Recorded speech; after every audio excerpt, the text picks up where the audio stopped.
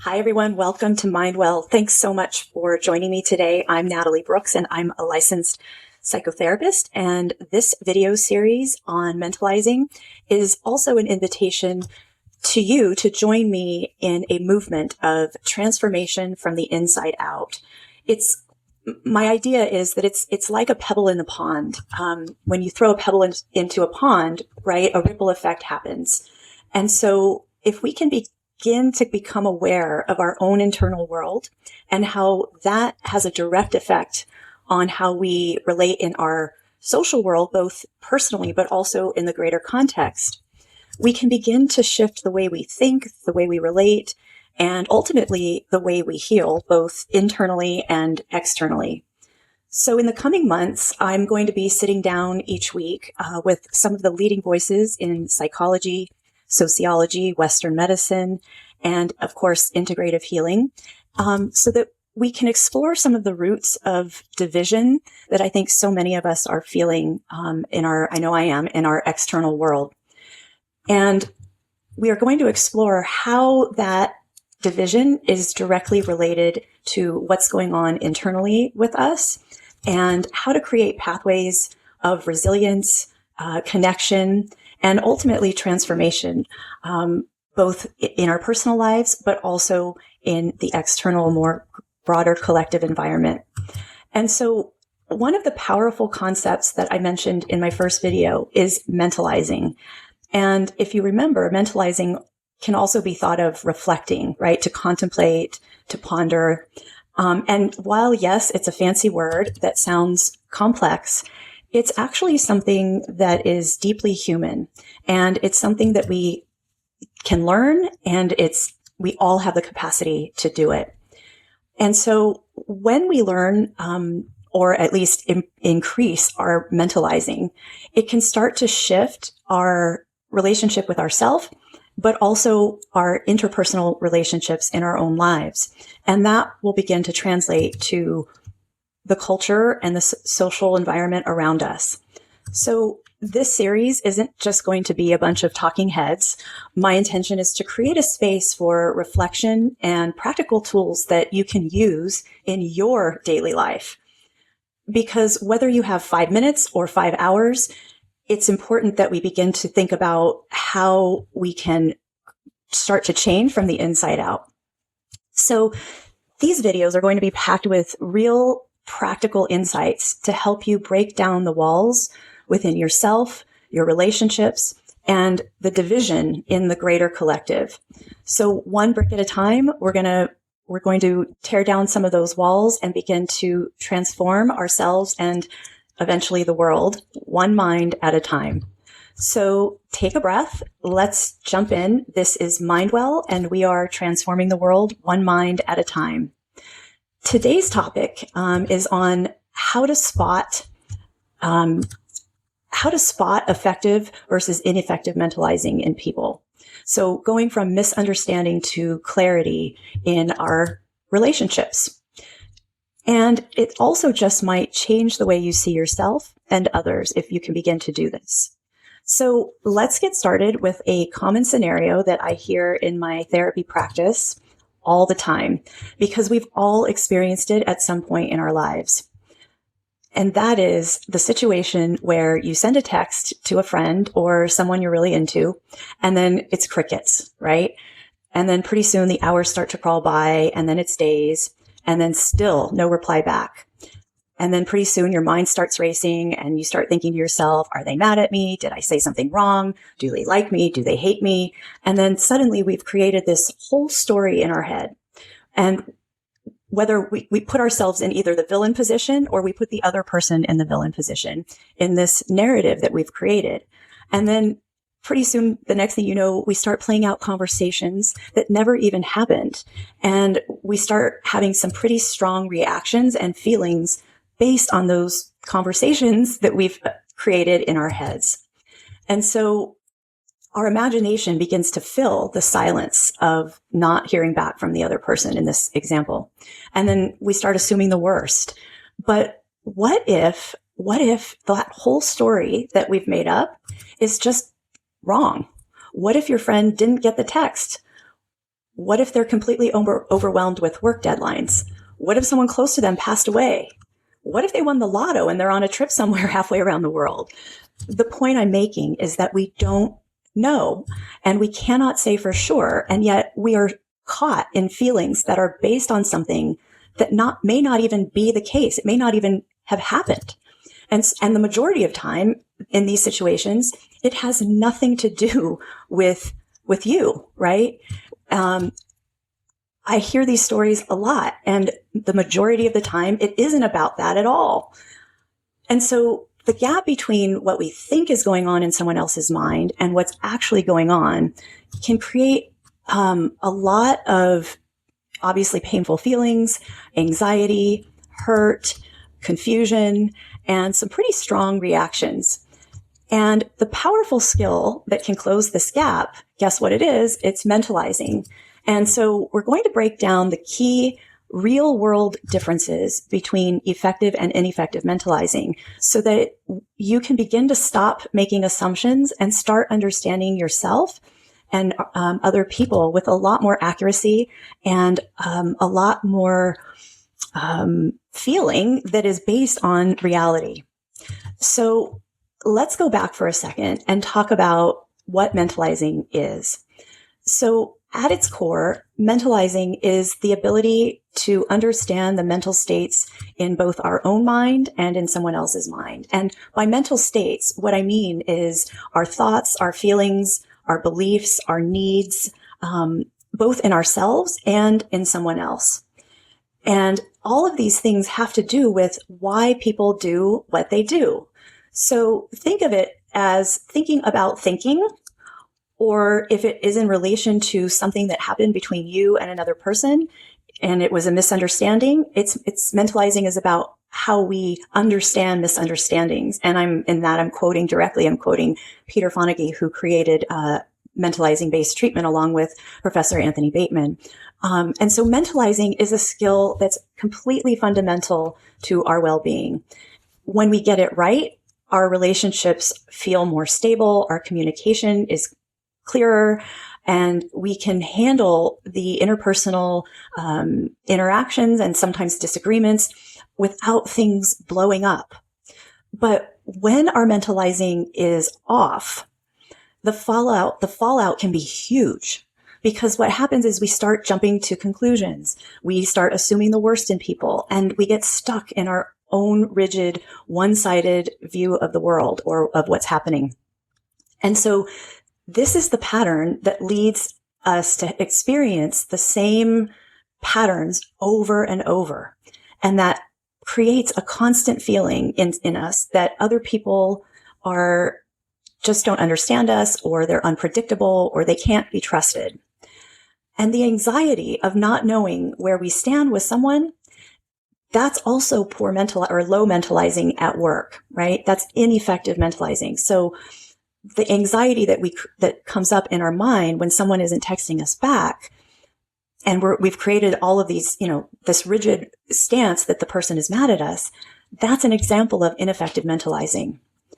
But the good news, there is good news, is that mentalizing is not, is flexible. It's fluid. It's not a fixed, rigid trait that cannot, change. And our mentalizing goes up, we go in and out of it frequently, right? No one is mentalizing 100% of the time, 365. It's just not possible. But it is a skill that we are born, that we have the capacity for, and we're born with. And so it's like an instrument that you can get better at if you practice, right? So if, it's also the example I gave last time with physical therapy. If you, are in physical therapy because you broke an arm or a leg, and you have to relearn how to use that muscle again, that's mentalizing. It's like a muscle. And so in order to strengthen it, we have to use it. We have to practice it. And so by the end of this, my goal is for you to be able to spot when mentalizing has stopped in both yourself and also in other people. And more importantly, to understand and learn some of the crucial skills that can help you improve your own mentalizing capacity. So if you find that you want to learn more and experience healthier, more connected relationships and learn ways to communicate no matter what the situation is, whether it's at work or interpersonally, definitely think about subscribing, because we're going to be exploring the psychology of human connection every single week, and I'd love to have you here. But let's keep going with what ineffective mentalizing is. And ineffective mentalizing is often referred to as inside-out thinking, and it's one of the most common forms of not mentalizing, right? And it's what we refer to as inside-out thinking. And what this is it's basically a state of mind where there's no difference between what's in your own mind and what's happening in reality, right?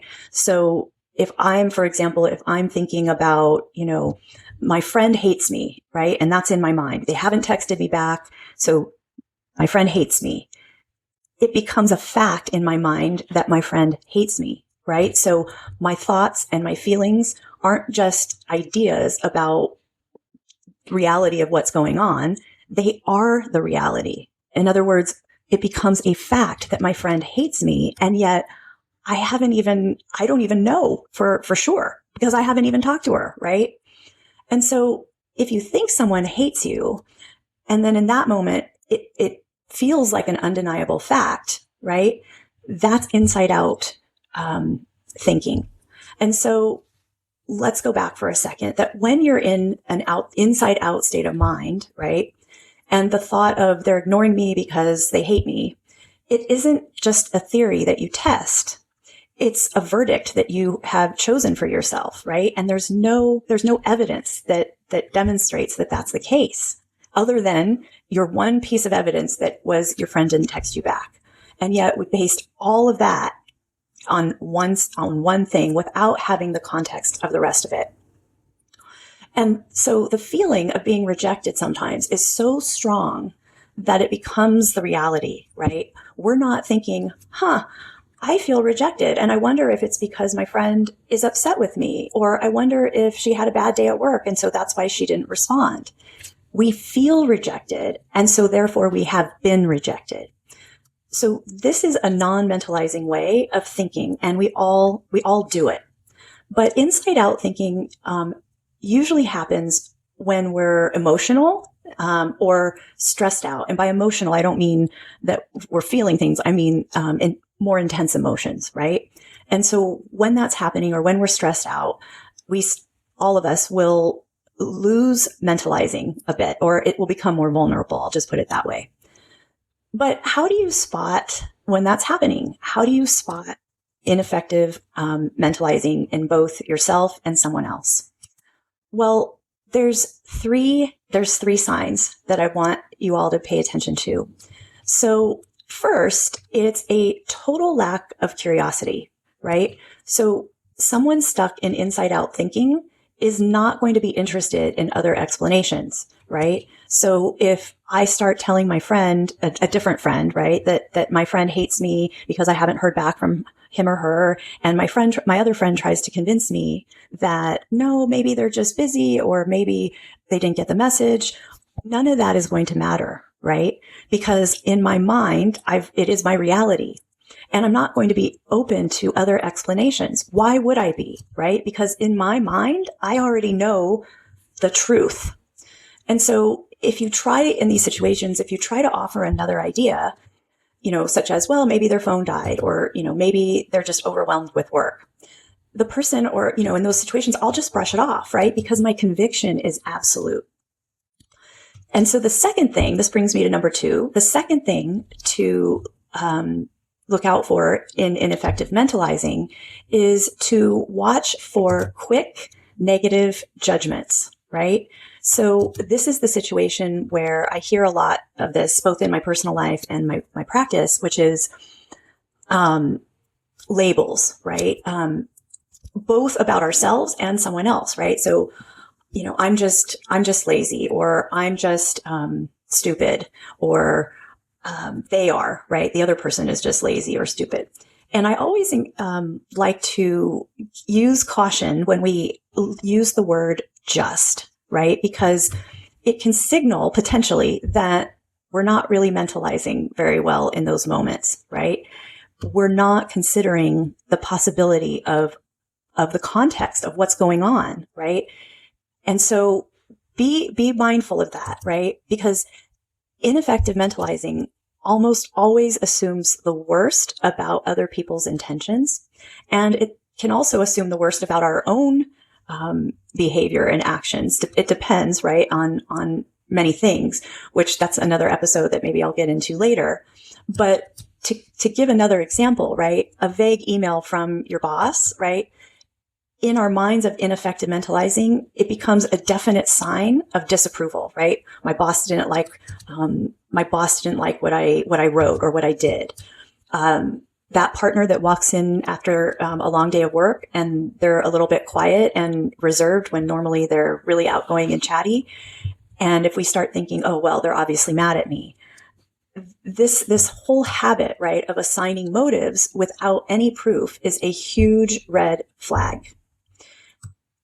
The third thing that we're going to look out for in non-mentalizing is our own or the other person's emotional regulation. Because if the thought is the reality, right, often in inside out thinking and non-mentalizing, we will often see that a person or our own reaction is often way disproportionate to what the situation or the scenario actually is, right? So it's the anxiety, right, over that unreturned text.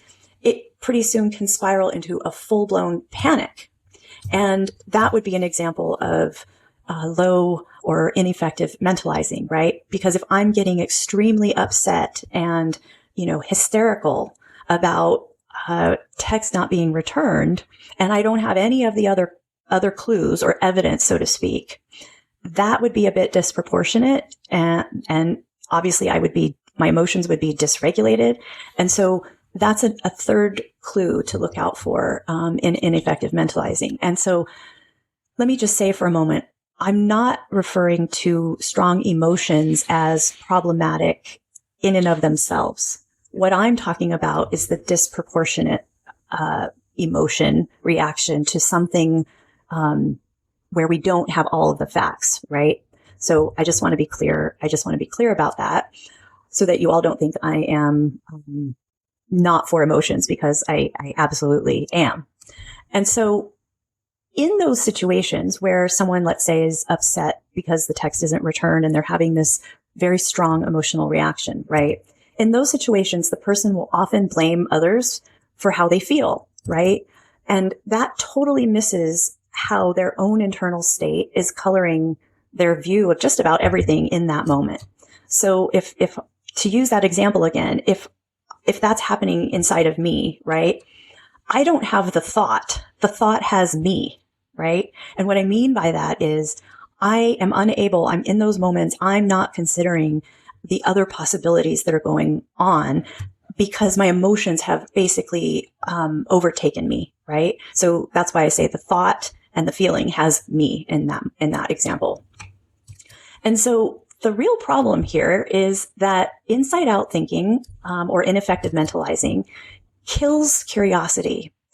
And it also leaves us not wondering, and we become certain, right? And that certainty is almost always negative. So when you feel, or you notice someone else feel a rush of that absolute negative conviction about what someone else is thinking, that's our cue to pause. Because that feeling of certainty, it's rigid. That's a red flag for non-mentalizing. Because remember, mentalizing is when we are flexible. We can consider other thoughts and potentialities, and it's flexible, right? And so if we're certain, that's rigid, right? That's not flexible. And so that red flag is pretty, it's pretty convincing that at least for a moment we've stopped mentalizing. So how do we, what do we do with this, right? Well, we want to begin to think about effective mentalizing. But let's first dive into what effective mentalizing is, right?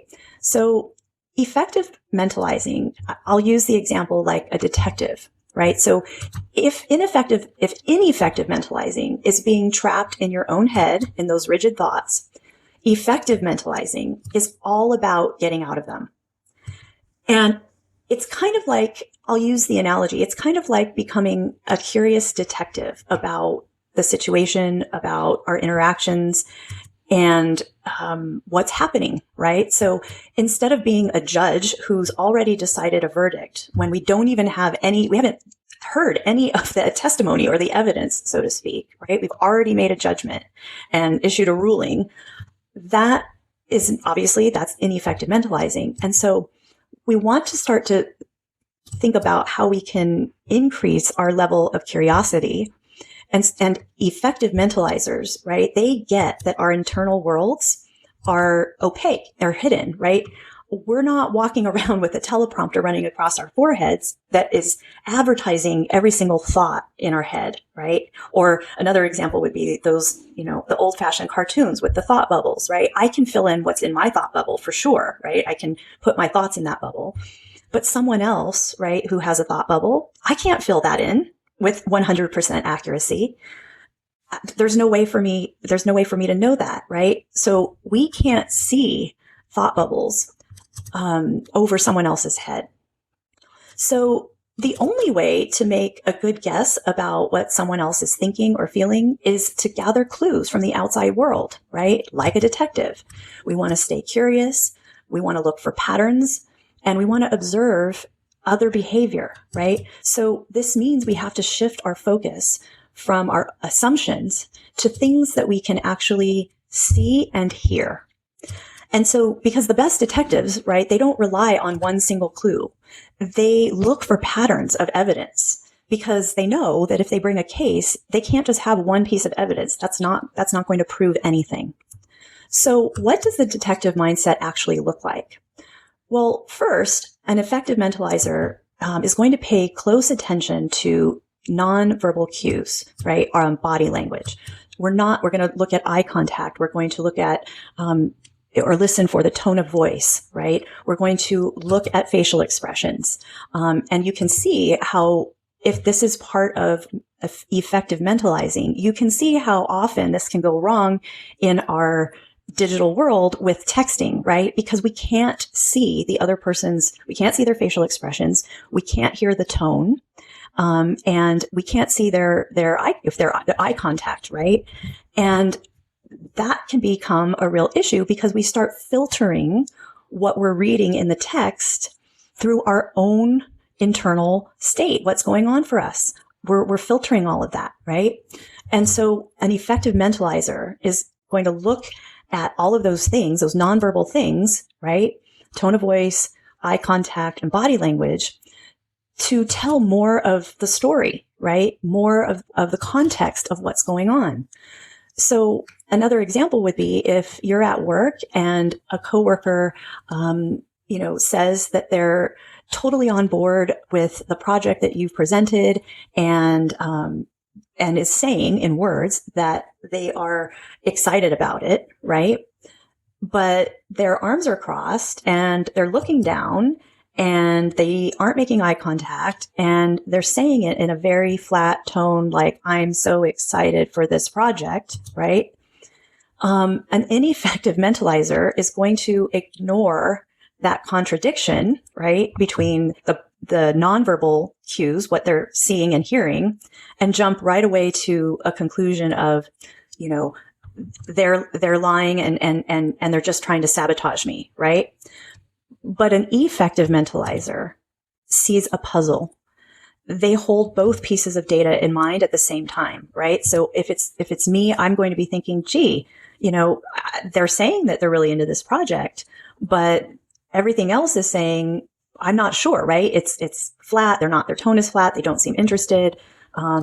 Their facial expression is, they're looking down, their arms are crossed, right? So it's sort of negative body language, right? But effective mentalizers are not going to jump to a conclusion. Instead, they are going to get curious. So an effective mentalizer, right, is going to ask questions instead of making assumptions, right? We're going to hold multiple possibilities in mind at the same time, right? Nothing is going to cancel the other thing out, because we're going to see that all of these nonverbal cues, right? It's pointing to something, but yet we're not sure what that is. The second thing effective mentalizers look for, right, is patterns over time.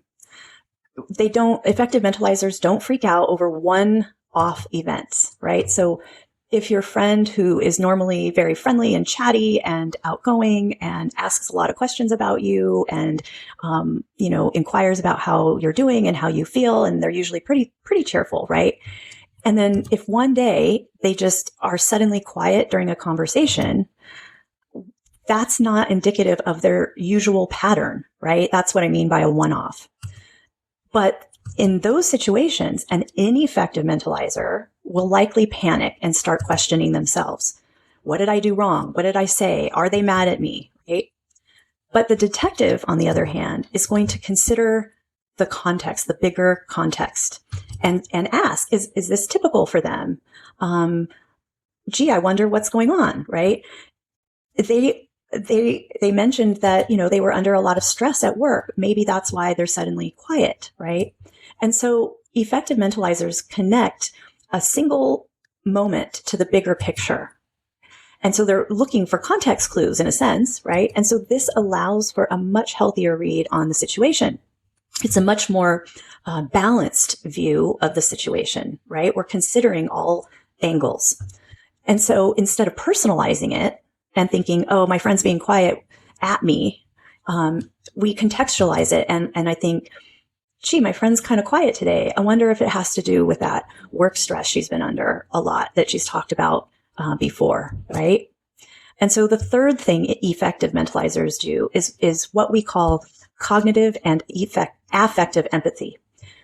And cognitive empathy is understanding someone's perspective on an intellectual level, right? Affective empathy is feeling with someone. And effective mentalizers use both to connect without escalating emotions. But let's go back and let me expand a little bit on what each of these things actually are. So if you imagine, again, a friend that is, let's say, venting about their boss, and they're going on, and they're really just letting you know and telling you all the details, and they're getting really fired up, and you can kind of feel their agitation and maybe even anger, right? And if I respond like this, logically, it makes sense that you're angry, right? It's accurate. It's accurate. There's nothing wrong with that, but it's purely cognitive, because it's kind of cold, right? It's true, but it's not really capturing the essence of what's going on in the moment in the conversation, but also in the other person. A purely affective example of empathy would be if you get as angry and fired up with your friend, and the two of you then are emoting, and maybe you even start planning to march down and tell the boss off, right? And you're the friend that's going to be have her back and support her, right? And you're both just as angry in that moment.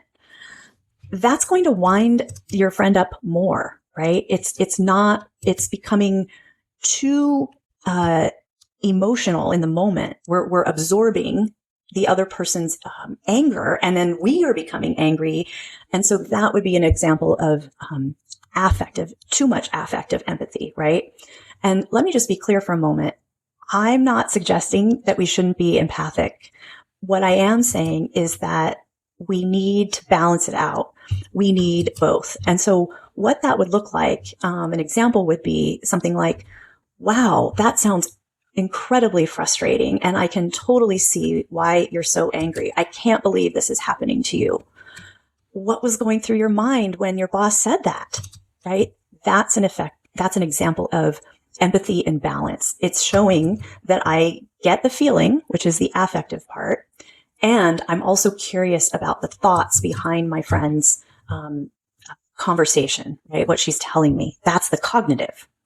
So adopting this detective mindset is the perfect antidote to inside out thinking, because it moves us from being rigid and certain to being more curious and informed. And so the next thing, right, that we can do is to spot an effective mentalizer is looking at the power of a reframe and shifting from why questions to what questions. And so one of the most powerful and practical ways to get better at mentalizing is for us to change the questions we ask ourselves and each other. So, for example, when you feel that jolt of anxiety or anger in response to what someone said or did, and you feel it, right? To effectively mentalize, you take a pause and you notice that you're automatically jumping to why, why is this person mad at me? Why are they ignoring me? Why are they being so critical, right? These why questions are basically accusations, and they assume bad intent, right? And automatically cast you as the victim. And I'm going to get to that in a second, right? Because I'm not saying you shouldn't have feelings about something. What I'm saying, though, is that we have to be able to notice the other clues. And so if we don't do that and we keep going down the line of questioning the situation, right? The whys, why is this happening to me? We're going to pretty soon go down the rabbit hole of ineffective mentalizing, and we're going to get stuck in that inside out thinking. And so remember, effective mentalizing means that we have to shift away from a defensive why, and we need to get curious with a what. And again, I'm not suggesting we don't have feelings about a situation, but what I'm talking about is rather than saying, why are they doing this to me, right? I'm going to become curious with what questions about, for example, gee, I wonder what's going on for them that they haven't responded to me, or they snapped at me, or to myself, right? I might say, gee, what's going on with me that I'm having such a strong reaction to something? So what questions are exploratory? Instead of asking, why are they ignoring me? You're going to ask yourself, what else could be happening in their world right now, right? And this simple switch works like a circuit breaker because it stops that downward spiral and it opens our mind to a dozen other possibilities, right? The thought bubble, that may have nothing to do with us, right? So I can be thinking and knowing what's in my thought bubble, but I don't know what for sure with 100% accuracy what's in the other person's thought bubble. And so when we can shift to what questions, we can open it up a bit to other possibilities, right? Maybe their parent is sick. Maybe they, someone passed away. Maybe they're on a tight deadline at work. Maybe they just had a fight with their partner. And so the question of what forces us to get curious about the other person's life, but also curious about what's going on inside of ourselves as well, right? And so another example might be, at work, if you receive an email and your boss is asking you for, the numbers for the third quarter, and the first thought is, oh my gosh, why are they attacking my work, right? All that's going to do is lead to dread, anxiety, and possibly a defensiveness, right? But if we reframe it with a what question, it might look something like this. We're going to ask, gee, I wonder what my boss's priorities are right now. I wonder if they're getting pressure from their boss. Maybe the CEO just asked for these figures, right? Maybe a big client just called and asked, for a specific data point. Maybe they see a chance to use your numbers to argue for a bigger budget for your team, right? So when we're asking the what, the focus shifts from a personal attack to more of a professional puzzle. So this shift from a why me to a what's happening is going to lead to a fundamental change in how you approach people and yourself. because it moves us from assumption to inquiry. And after, when we do this and we start to practice this, and if you can catch yourself, right? If you catch yourself with a why, just change it to a what question. That's a very simple thing that we can do, because it begins to replace our fear and anxiety with curiosity. And so the next time you feel that sting of social anxiety, catch yourself, take a breath, and consciously replace it with a what question. This habit alone can transform your interpersonal relationships. The last thing I want to say about effective mentalizing is closing the loop, right? And how we can become an effective mentalizer, and what effective mentalizers do. So we ask, we don't assume, and it's referred to as checking it out, right? So it's a powerful tool to just ask. You can spend all day or weeks guessing what's going on in someone's mind, but the most direct and sometimes simplest way to know is to just check it out. But how you ask is crucial, right? Because I often hear from many of the patients I work with in my therapy practice, they'll often say, well, I don't like confrontation. And my response to that is, I'm not talking about a confrontation. We're talking about a conversation, right? And a conversation is all about collaboration. It's a serve and return. There's a reciprocity. The goal is not to prove that I'm right in those situations. It's to gently check my perception against what the other person's thinking and feeling, right? So if I'm thinking my friend is mad at me, but I only have that one clue that they haven't texted back, I'm going to gently check it out with them, because that's going to help me begin to gather more clues. So an ineffective check-in is an accusation, right? And that would look something like, why are you ignoring my texts? Why were you so rude to me? Why didn't you call me back, right? These questions immediately put the other person on the defensive and are often likely to start or create more tension and perhaps start an argument than a conversation. So an effective check-in, on the other hand, comes from a place of curiosity and humility. It admits that our perception is just that, a perception, not a fact. It leads with vulnerability, and it shows that we care. So here are a few ways to check it out with someone, right? It's the I noticed plus an open-ended question, because this separates what you saw or think from what you assumed, right? So if you saw and heard something, that's different than just assuming, right? So we're going to say something like, I noticed you seemed quiet today. Is everything okay? Right? I'm checking it out. The other tool is to check, is the story I'm telling myself. This owns our own interpretation of a story. And it's super disarming because, the story I'm telling myself is, you're upset. Is that true? That's my way of checking it out with my friend. I haven't heard back from you. I texted you a couple of days ago, and the story I'm telling myself is that you're mad at me, but I don't know if that's true. That's not going to put the other person on the defense. It's going to let them know that I am, care enough about the friendship to check in with them, to check in on how they're doing. So effective mentalizers use terms like, for example, maybe, or a bit. Maybe you didn't get my message.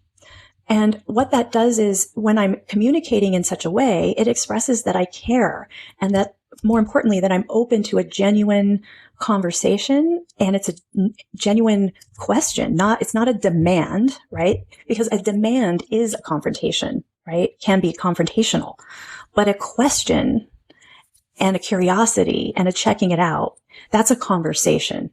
And it communicates that I care enough to notice, and yet I'm not pretending to know. Please fill me in. So checking it out in this way does two things. Number one, it gets you accurate information and instantly ends all of that anxious guesswork. And more often than not, we're going to find out that the other person's actions or behavior had nothing to do with us. And number two, the act of checking it out is actually going to strengthen the relationship because it sends a very powerful message to the other person. It sends a message that I value you and our connection enough to be vulnerable with you and make sure that you're okay and that we're okay as friends. So this ethical reminder about mentalizing gives us a major tool but it also comes with a responsibility. We have to use mentalizing responsibly. It's not just for manipulating or controlling another person. The point is to understand what's in someone else's mind, not manipulate them or to win arguments or to get leverage on them, right? The point is to create deeper empathy and connection. And it's a tool for building bridges and not sharpening our weapons. So the ultimate goal here is to create connection and relationships where both people feel seen, heard, and safe to express how they're feeling by checking it out, right? And so let's do a quick recap. To spot ineffective mentalizing, we're going to look for that inside out thinking, right? The inside, so what I'm feeling, that one assumption is it becomes a fact. The second thing we're going to look at and look for is the person being curious with us? Are we practicing curiosity and attempting to gather real live clues and evidence? Or did we just make an assumption? The third thing is we're going to shift from why questions to what questions. And lastly, we're going to close the loop of what's in our mind with care and humility. We're going to check it out with the other person with humility. It's a conversation, not a confrontation. And so if you got something out of today's video, I hope you did, because I really would love for you to keep learning these skills so that we can build stronger, healthier connections with ourselves and with other people so that that can start to translate into the outer, greater world. Because when we are mentalizing, others will start to mentalizing. So effective mentalizing begets more mentalizing from others. And that's what's ultimately going to help us heal that divide. So if you got something out of today, please take a second to subscribe and give me a thumbs up and make sure you don't miss what's coming up in the next few videos and in the next few months. I'd love to have you join me, and I hope that we can continue working toward transformation both internally and externally.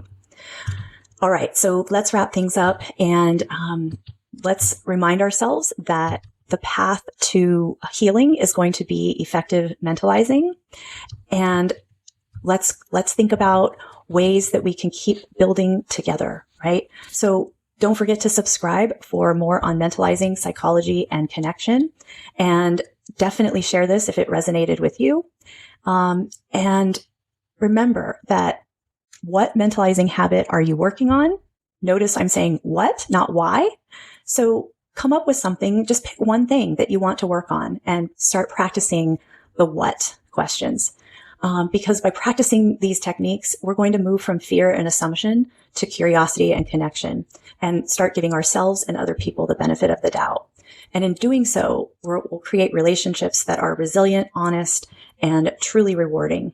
So thanks so much, you guys, for tuning in. I really appreciate it, and hope you'll join me next week. And don't forget, this is Mindwell, and we are transforming the world one mind at a time. I'll see you next time.